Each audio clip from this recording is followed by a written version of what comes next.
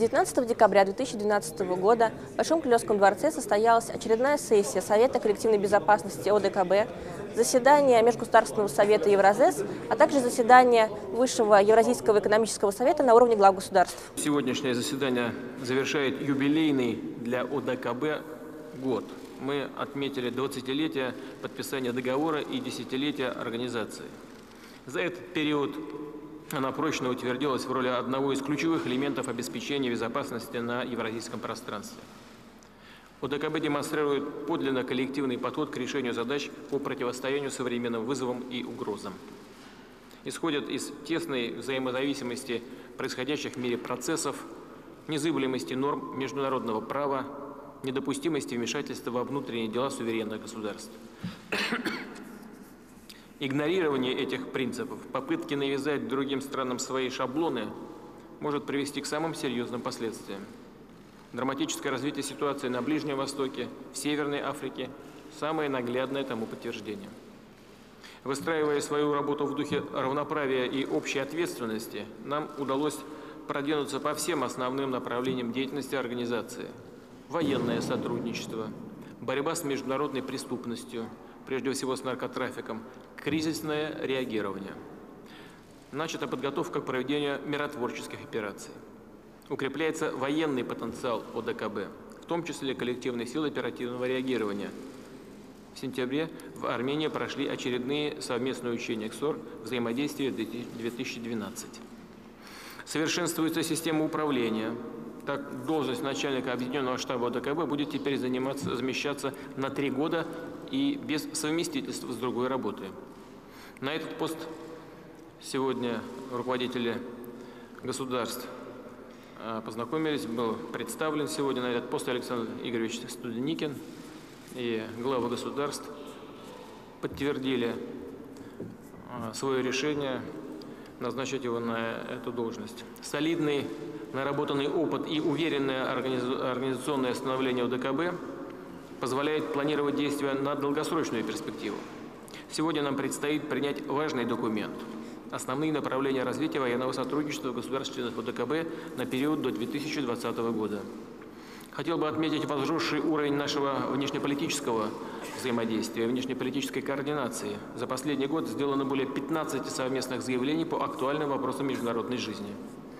Укрепляется взаимодействие ОДКБ с другими международными и региональными организациями, прежде всего с такими, как Шанхайская организация сотрудничества и СНГ. Планируется и далее вести эту работу, добиваясь создания на евразийском пространстве эффективной партнерской сети по противодействию угрозам безопасности. Особого внимания требует положение дел в Афганистане, в том числе в связи с предстоящим сокращением международного военного присутствия в этой стране в 2014 году. И сегодня президент Таджикистана еще отметил, я абсолютно с этим согласен, надо не забывать, что в этом году пройдут и выборы в Афганистане, то есть это наверняка приведет к определенным дополнительным напряжениям.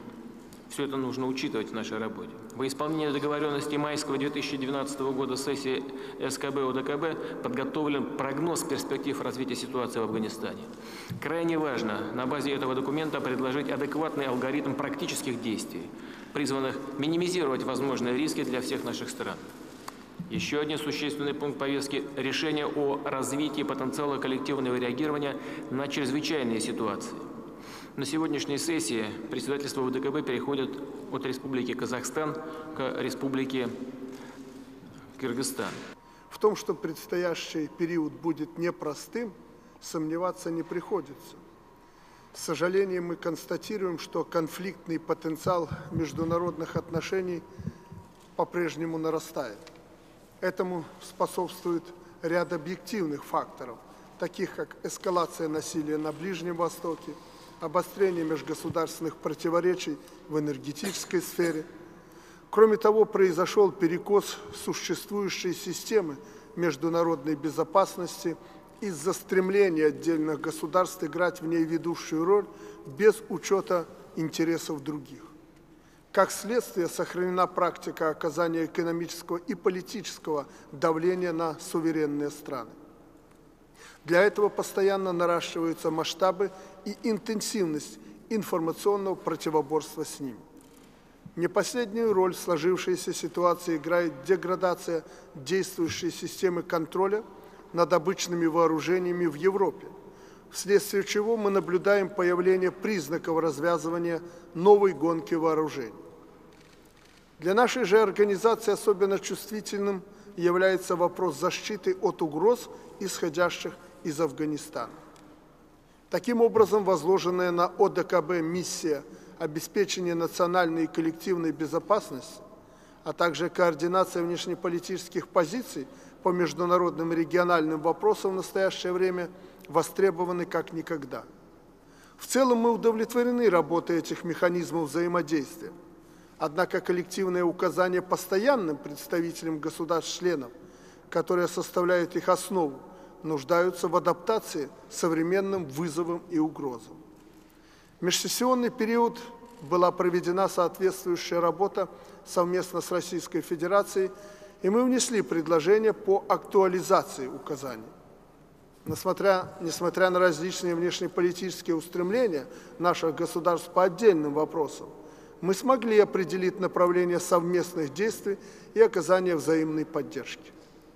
На наш взгляд, эволюция развития Организации договора коллективной безопасности подразумевает обеспечение стабильности и безопасности не только в зоне ответственности самой этой организации, но и по ее периметру. Заявленная в период белорусского председательства инициатива по созданию института партнерства и была ориентирована на расширение влияния организации вдоль ее границ. При этом учитывался фактор 2014 года, когда значительная часть коалиционных сил будет выведена из Афганистана. В узком кругу все президенты высказались на эту тему в этом ключе. Убежден, что она сохраняет свою актуальность, особенно в свете активизации усилий Монголии по интеграции в существующую архитектуру европейской безопасности. Как известно, эта страна недавно вступила в ОБСЕ. Возможно, Монголия была бы заинтересована в налаживании сотрудничества с ОДКБ по интересующим обе стороны направлениям. Также необходимо отметить имеющийся потенциал углубления сотрудничества ОДКБ с международными организациями. Во-первых, это касается активизации взаимодействия с ОБСЕ по тем направлениям, где накоплен серьезный опыт в обеих структурах. Во-вторых, необходимо развивать связи для участия в миротворческих кампаниях под эгидой Организации Объединенных Наций. Это та ниша, которая сейчас наиболее актуальна, однако здесь мы еще находимся в самом начале пути. ОДКБ уже в ближайшем будущем следует подключиться хотя бы к одной миссии ООН. Это не только укрепит наше сотрудничество с секретариатом ООН, но и даст нам бесценный опыт проведения совместных операций по поддержанию мира. В-третьих, даже с НАТО, которая якобы не замечает существования нашей организации, есть возможность для развития диалога. Общеизвестно, что несмотря на демонстративную неприязнь, эксперты и аналитики Альянса пристально следят за нашей организацией, за ОДКБ, проводимыми учениями и другой практической деятельностью ОДКБ. Стратегический выбор, сделанный нашими странами 20 лет назад, был правильным и оправданным. Укрепление военного потенциала ОДКБ, повышение эффективности внешнеполитической координации, расширение сотрудничества в сфере противодействия терроризму, наркотрафику и нелегальной миграции. В сентябре в Армении успешно прошли учения взаимодействия 2012. И подготовительный период, и непосредственно сами учения наглядно продемонстрировали способность наших стран совместно решать многопрофильные разнохарактерные задачи с привлечением войсковых соединений, подразделений внутренних войск, спецслужб и сил по чрезвычайным ситуациям. В учениях, прошедших в Армении, впервые в формате ОДКБ принял полноценное участие Международный комитет Красного Креста. Эти учения, а также предшествующие им учения «Рубеж-2012» и первое совместное учение с участием миротворческих контингентов государств, участников ОДКБ, «Нерушимое братство-2012» внесли значимый вклад в дело укрепления совместимости наших вооруженных сил, развития потенциала нашей организации. Мы, главы государств, провели очень плодотворный обмен мнениями по самым актуальным вопросам функционирования нашей организации.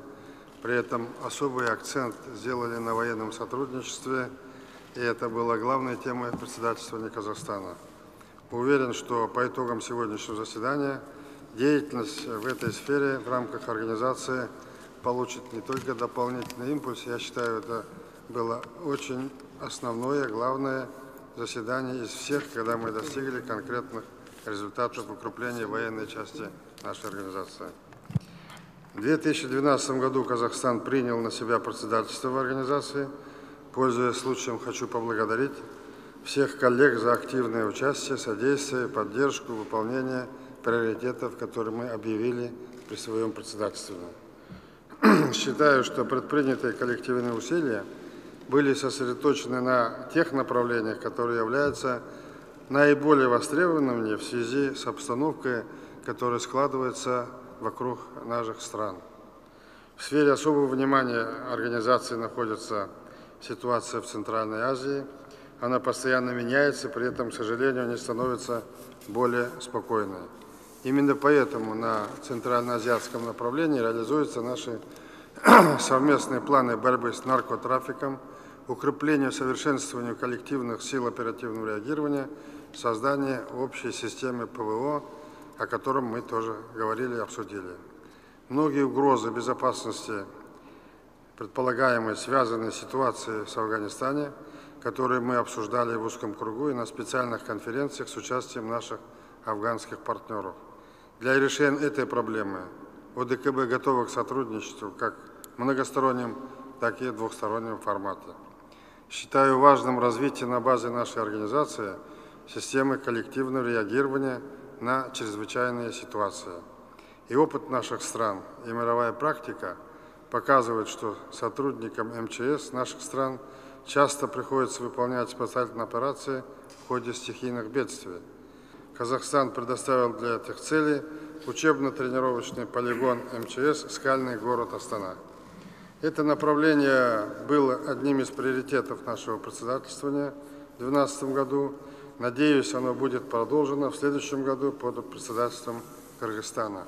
Считаем актуальной четкую реализацию утвержденного нами год назад плана мероприятий ОДКБ по противодействию вызовам и угрозам безопасности. Сегодня вот уже который раз мы на уровне сессии Совета коллективной безопасности принимаем решения по вопросам сотрудничества в сфере обеспечения информационной безопасности. Однако до сих пор почти нет практической отдачи от уже подписанных нами соглашений, программ и других документов в этой области коллективного взаимодействия. Между тем, продолжает сохраняться дезориентированность средств массовой информации стран-участниц ОДКБ в отношении информационных приоритетов в сфере коллективной безопасности. Зачастую они вообще отсутствуют. Слабо выполняются задачи информационного противодействия деструктивным идеологиям, другим угрозам. Более того, ряд информационных субъектов выступает их проводниками. Для изменения сложившегося положения на информационное поле, на наш взгляд, необходимо добиться перевода в практическую область ранее принятых документов по скоординированной информационной политике и совместных информационных проектов. Несомненно, что и впредь должно остаться приоритетом направлением нашего стратегического сотрудничества всемирное развитие системы подготовки и переподготовки профессиональных кадров армии, спецслужб, пограничных структур, правоохранительных органов и ведомств по ликвидации последствий чрезвычайной ситуации.